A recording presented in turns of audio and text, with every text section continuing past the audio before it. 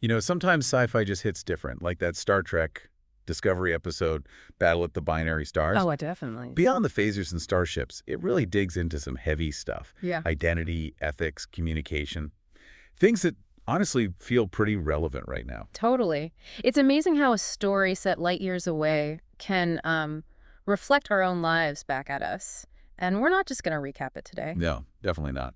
We're diving deep using this great analysis by Mercedes Kostucki, originally on planksip.org. She uses the episode almost like a mirror for self-reflection. Exactly, Mir. So our mission, if you will, for this deep dive is to unpack those themes Kostucki highlights. How can Burnham's journey, these clashes and choices, help you understand yourself, your relationships, maybe your own challenges a bit better? Yeah, find those practical nuggets for personal growth. Okay, so where do we start? Kostucki points to that flashback, right? Right. Burnham and George's first meeting. Yes. The idea that nobody happens out of nowhere. It's such a simple but profound point. Right. We all have a history, a trajectory. All those experiences, relationships, choices, they build up. They make us who we are now. Precisely. And understanding your own trajectory, your backstory, it's not just navel-gazing. It gives context to your present. Why you react certain ways, what you believe. Okay, so talk about that facticity thing she mentions. Sounds a bit philosophical. It is a bit. It's an existentialist idea. Yeah. Basically, it means the given circumstances of your life, your past, where you came from, stuff you can't change. But, and this is key, your freedom operates within those facts. Knowing your past helps you see why you make the choices you do now. So understanding that foundation, how does that actually help someone like today? Well, think about patterns in your life. Maybe you always avoid conflict or you get defensive about certain topics, reflecting on where that might stem from in your past, maybe specific experiences.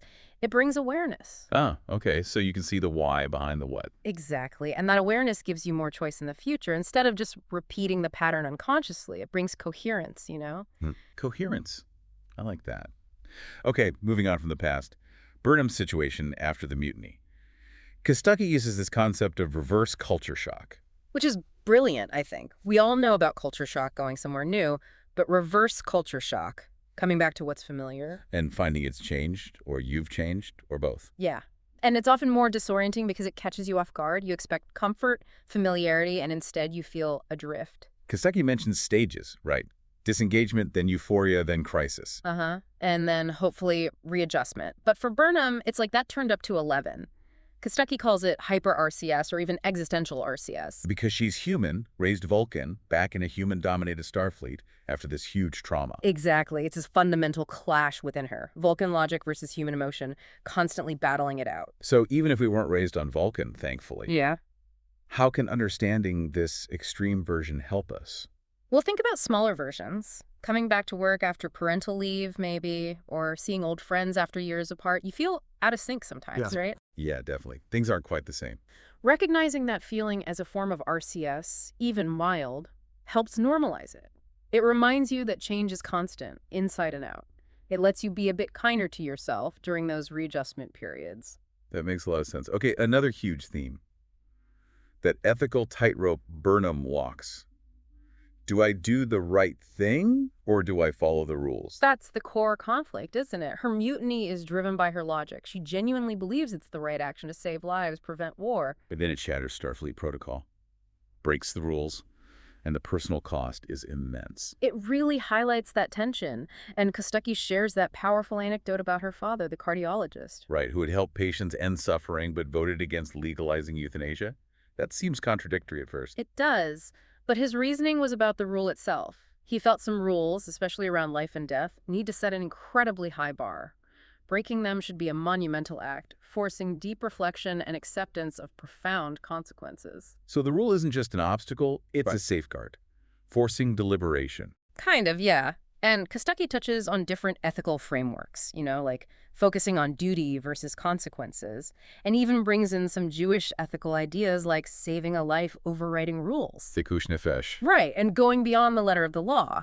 The point is, it's complex. And maybe, as Kostucki suggests, Burnham's failure wasn't just breaking the rule. But her inability to navigate the system, to communicate why it was necessary. Exactly, to bring people along, to articulate the necessity in a way that maybe could have worked within or at least adjacent to the rules. That's a tough lesson. Being right isn't always enough. How you handle it matters. So for the listener, how can thinking about this rules versus right tension be useful? Well, reflect on times you faced that. Maybe at work or in a group, you felt strongly something was right, but it went against policy or expectations. Mm. Thinking about Burnham prompts you to consider not just if you're right, but how to proceed. What are the consequences? How can you communicate effectively? How does the system work? Which leads nicely into communication itself. That scene with Giorgio and Takuvma, painful to watch. Oh, it's brutal. We come in peace. No, you conquer, you assimilate. Total misfire. Words as walls, like Kostucki says. And she uses Edward T. Hall's high context versus low context idea here, which is really helpful. Okay, break that down quickly. Sure. Low context, like the Federation tends to be, is direct. Words mean what they say, mostly. High context, like the Klingons here, Mm-hmm.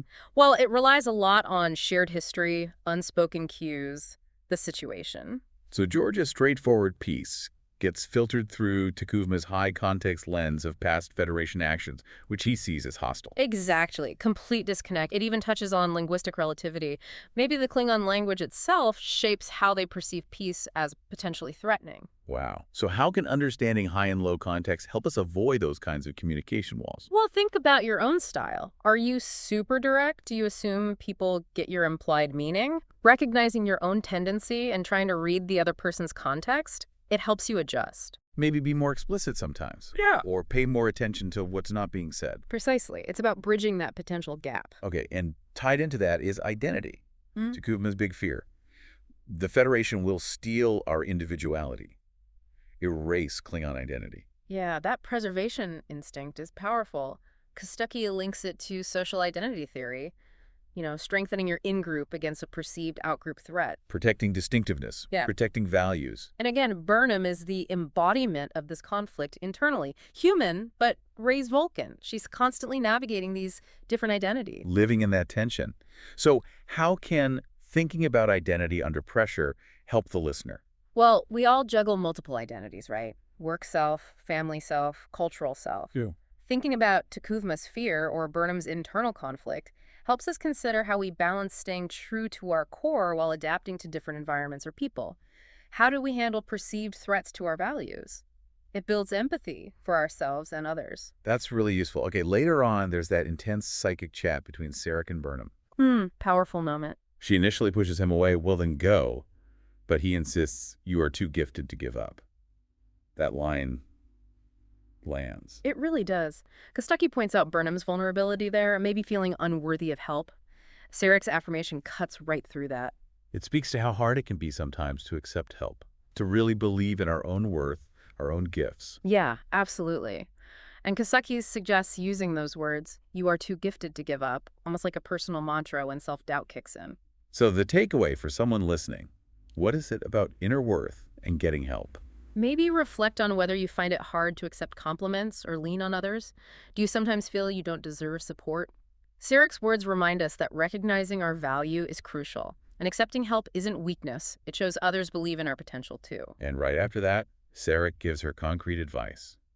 Find a way to help the people who need you. Which becomes a turning point. It shifts her focus outwards. Kostucki connects it to that great line from Avatar, The Last Airbender. Oh yeah, which one? Yeah. Sometimes the best way to solve your own problems is to help someone else. Ah, I love that. It sounds counterintuitive, but But it works. Kostucki mentions her coaching experience, how helping clients often clarifies her own stuff. It provides a mirror, gets you out of your own head. like Viktor Frankl's de-reflection, focusing outward eases inner turmoil. Exactly that. It breaks self-absorption and can create meaning. So how can embracing this power of service help someone listening practically? If you're feeling stuck, maybe overwhelmed by your own issues, try focusing on helping someone else. Even small acts. It can shift your perspective, create connection, and yeah, sometimes answers to your own problems pop up unexpectedly. Interesting. Okay, another practical bit. Burnham wrestling with the Shenzhou's computer. Her persistence in asking the right questions. Yes. Kostucki uses her father's lesson here, again understanding how systems work. Not just the surface rules, but the underlying logic, the priorities. Because if you understand the system, you can frame your questions effectively. Right. It's often more about asking the right question than having the right answer immediately. Burnham wasn't trying to cheat the computer. She was trying to understand its programming to get the info she needed. So how do we apply that to, like, dealing with bureaucracy or complex work projects. Instead of just getting frustrated, try stepping back. How does this system actually function? What are its core principles? Understanding that underlying structure helps you ask smarter questions, find leverage points, and navigate it better. It's about strategy, not just brute force. Exactly. And finally, towards the end, Burnham finds her footing. She declares service as her purpose. A really defining moment. It taps into that deep human need for meaning, for purpose. Without it, we can feel lost, that existential vacuum Frankl talked about. And Kostucki mentions Frankl's will to meaning, finding it through achievement or connection or how we face suffering, plus the existentialist idea. That we create our own meaning. Existence precedes essence, as Sartre put it, through our choices, our commitments. So whether you find purpose or create it, it's vital. Burnham chooses service. What should listeners take away from that about their own purpose? It's an invitation to reflect, isn't it? What drives you? What gives your life meaning? Is it found in your work, your relationships, your passions? Thinking about your values and how you want to contribute? That helps cultivate that essential sense of purpose. Wow. Okay, so looking back at this whole deep dive, using Mercedes Kostucki's analysis of Battle at the Binary Stars, it's pretty clear how much we can pull from it for personal growth. Absolutely. Understanding our past, navigating change like RCS, the ethics of rules versus right, communicating better, managing identity, seeing our worth, the power of service, understanding systems, finding purpose. It's all in there. It really is. And if these ideas, resonated with you, if you're thinking, okay, I want to actually do something with this, commit to my own growth. Then the Transcendence community might be worth checking out. Yeah, exactly. It's over at planksip.org. Join the Transcendence DAC community. It's basically a dedicated space for this kind of work. Daily self-reflection, structured practice. Turning these insights we've been talking about into actual, tangible change in your life. It's a private community designed to support that journey, helping you explore your values, build self-awareness, and really apply these principles consistently. So it directly connects to everything we've just unpacked, providing a framework and support for that ongoing personal evolution. Definitely. So maybe the final thought for everyone listening is keep exploring. Keep using stories like this one from Star Trek as mirrors. What can they teach you about your own inner world and how you navigate the universe? The journey's ongoing.